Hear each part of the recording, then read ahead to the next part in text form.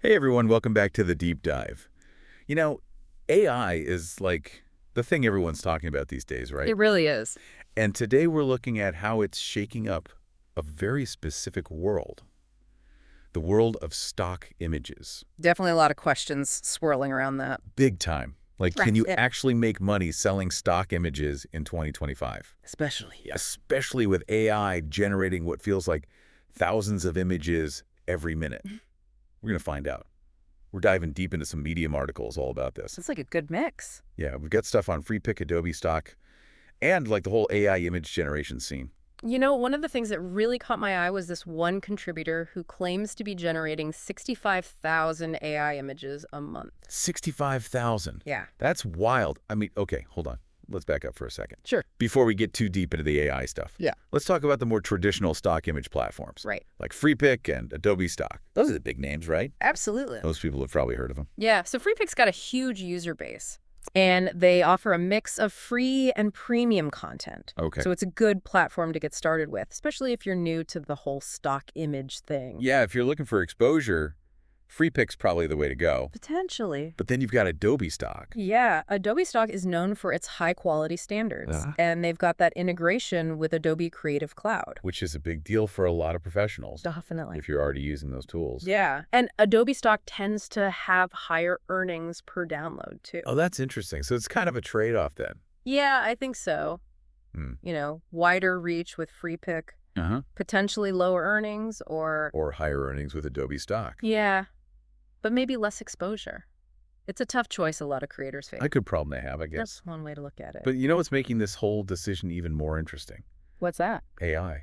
It's like AI is throwing this whole other wrench into the works. Totally disrupting the stock image landscape as we know it. And the thing is, platforms are having to adapt. They are. And from what I've been reading, Adobe Stock is actually kind of leading the charge here.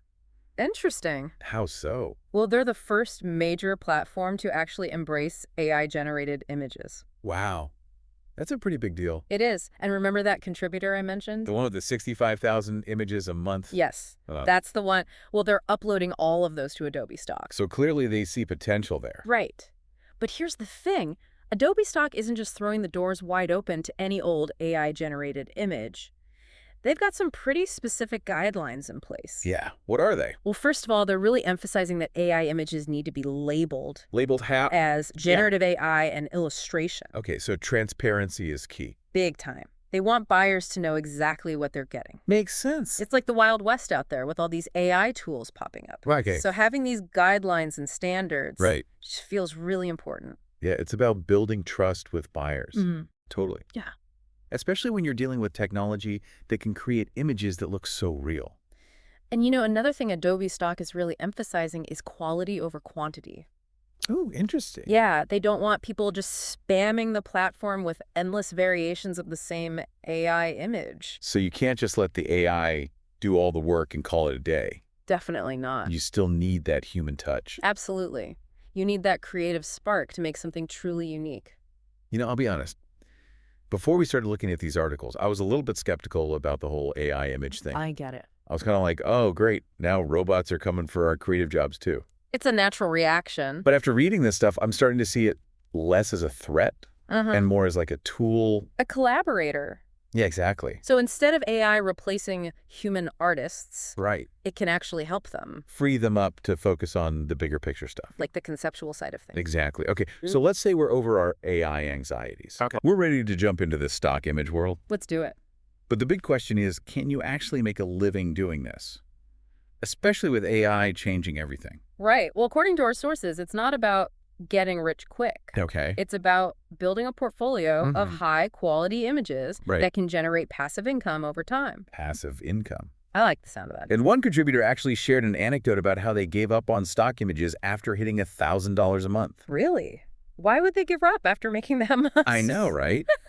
But years later, they discovered they were still making $300, $500 passively every month. Wow. From those same images. Yep. Just goes to show you the power of those images working for you, even when you're not actively creating new ones. That's wild. So it's not about chasing those viral hits. Nope. It's about building a sustainable income stream over time. That's the key. Okay, I'm definitely intrigued. But let's be realistic here. How many images are we talking about? Like, how many do you need to see some decent returns? Well, one of the sources suggested aiming for somewhere between 5,000 and 10,000 images. 5,000 to 10,000.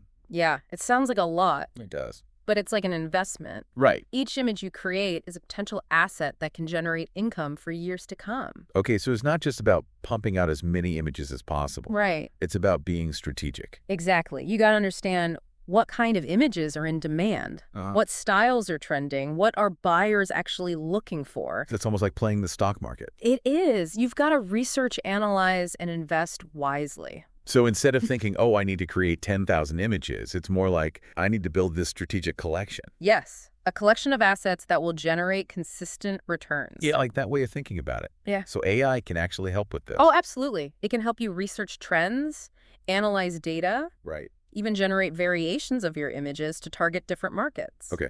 It's starting to click for me. Now, AI isn't just about automating the creative process. It's about augmenting it, making it smarter, more strategic. Exactly. But we haven't even talked about the actual process of creating these images yet. True. We've got to get into the nuts and bolts of image creation. Yeah, whether you're using AI or going old school. Let's dive into that. Welcome back. Glad to have you with us as we dig deeper into this. I know, right? This is getting really interesting. So before the break, we were just starting to talk about actually creating those stock images. The nuts and bolts. Yeah. Where do we even start with that? Well, no matter what route you go down, traditional or using AI image quality is key. Makes sense. It's like the foundation of the stock image world. Right. Buyers aren't going to pay for a blurry, out-of-focus image. Exactly, no matter how cool the subject is. Okay, so image quality is important. But what does that actually mean? Is it all about technical perfection? It's definitely part of it. Yeah, sharp focus, good exposure, good composition, all that stuff. But it goes deeper than that, too. You've got to create images that are visually appealing, engaging, and something that buyers actually need. Okay, so it's not just about snapping a perfectly exposed photo of like a bowl of fruit or something. Right. It's got to be more than that. It's about capturing that bowl of fruit in a way that makes someone want to buy the image. I see what you mean. So you're basically creating a product. You got it. And that product needs to appeal to a market. Just like anything else you're selling. Yep. And with stock images, those qualities, they include things like visual impact, emotional resonance, and, commercial viability. Okay, so it's not just about having the technical skills. Right. You need a sense of what works visually.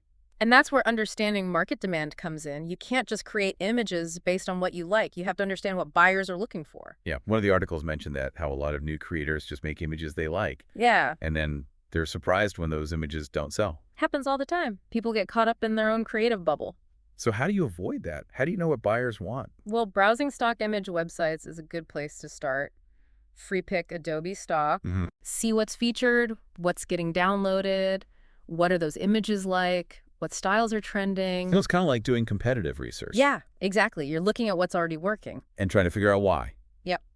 Okay, that makes sense. But even if you understand image quality and market demand, is it even possible to compete with all those AI-generated images? It's a valid concern. The volume of AI content is increasing. But I don't think human creators are obsolete. Really? I think AI actually creates new opportunities. How so? Well, AI can help you scale your creative output.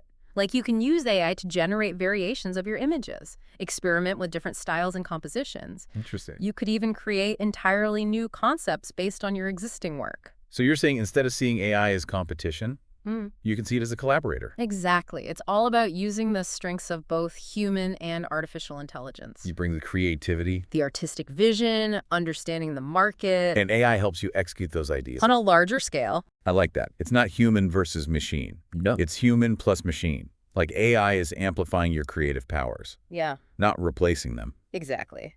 But it's important to understand how to use these AI tools effectively, how to craft prompts that get you the results you want, Right. and then refine and curate the AI's output to match your vision. So you're still very much in control of the creative process. Oh, absolutely. It's about finding that sweet spot between human creativity and AI capabilities. That's where the magic happens. Exactly. It's like this dance between human artists and AI tools. I like that. Collaborative dance. Yeah.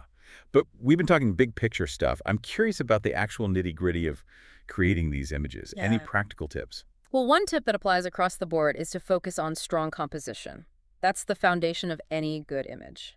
Okay. Composition. What does that even mean? Well, think about things like the rule of thirds, leading lines, Yeah. negative space, all those classic compositional principles. Oh, okay. They can help you create visually balanced and engaging images. What about lighting? That's got to be super important too, right? Oh, absolutely. Lighting is key. It can make or break an image. If you're shooting traditional photography, learn to use natural light, experiment with different times of day, different angles. What if you're using AI? Do those same lighting principles still apply? It's interesting because yes, they do. Even with AI, you still need to understand how lighting works. So you have to be able to describe those lighting effects in your prompts. Exactly. And then you have to evaluate the AI's output to make sure it looks realistic. That's fascinating. Yeah. So even though AI can create these crazy images, Yeah. you still need that fundamental understanding of photography. It's like AI gives you these powerful new tools, but you still need to know how to use them. Right. It's like having a fancy new camera. Yeah.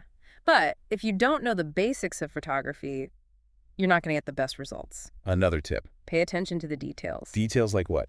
It could be anything. Removing distractions in the background, making sure the colors are vibrant, even making sure your subject is free of dust or blemishes. So it's that final polish that really elevates the image. Exactly. And there are even AI tools specifically for editing and retouching. Oh, wow.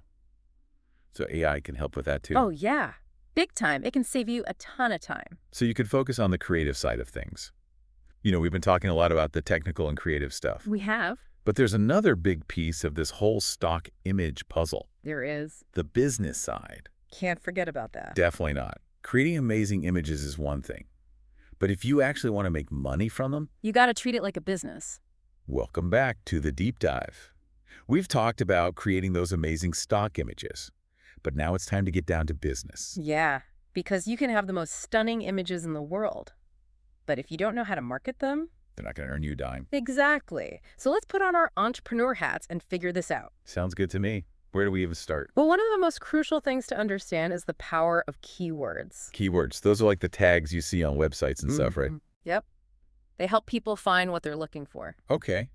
So how do they work for stock images? Think of keywords as the bridge between your images and the buyers who are searching for them. So if you don't use the right keywords, Your images might get lost in the sea of content. I see. It's Yeah. all about making your images discoverable. Exactly. Let's say you've got this awesome shot of a sunset over a city. Okay. You'd want to use keywords like sunset, cityscape, urban skyline, things like that. So when someone searches for cityscape sunset, Your image pops up. okay, I get it.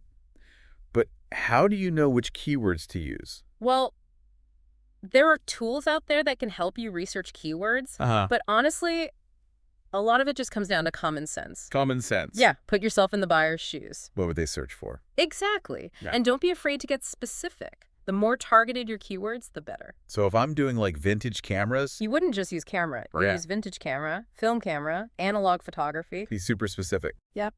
It's like casting a fishing net. Okay, I love that analogy. Like- So we've got our keywords figured out. What's next? Choosing the right platforms to sell your images. Right. Because it's not just FreePic and Adobe Stock. Nope. There are tons of other options out there. So how do you choose? Well, each platform has its own audience, its own pricing structure, and its own submission guidelines. So you need to do your research. Absolutely. Yeah. Some platforms are more geared towards microstock. Microstock. Yeah, lower priced images, higher volume of sales. Okay. Other platforms focus on premium content, higher prices, maybe lower sales volume. So it's a trade-off. It is. You got to find what works for you and experiment. Try different platforms. See what sticks. Okay. Makes sense. So we've got keywords. We've picked our platforms. Now the big question, how much do we charge for these images? Pricing. That's the million-dollar question. Is there a magic formula? I wish. There are a lot of factors to consider. Image quality, market demand, licensing platform fees. It's complicated. So where do you even start? Research. See what other creators are charging for similar images. Okay. You don't want to price yourself out of the market, but you also don't want to undervalue your work. Makes sense. Yeah. And I'm guessing licensing plays a role too. Big time. Licensing is a huge part of the stock image business. You need to understand the different types of licenses, what rights they give buyers. Then price accordingly. Yep. My brain is kind of overloaded right now. This Yeah. is a lot to take in. I know it can feel overwhelming, but don't worry. You don't have to have all the answers right away. Okay, Just learn as you go. Experiment. Adjust your strategy. that's reassuring. Yeah. So any final words of wisdom for our aspiring stock image entrepreneurs? Be patient.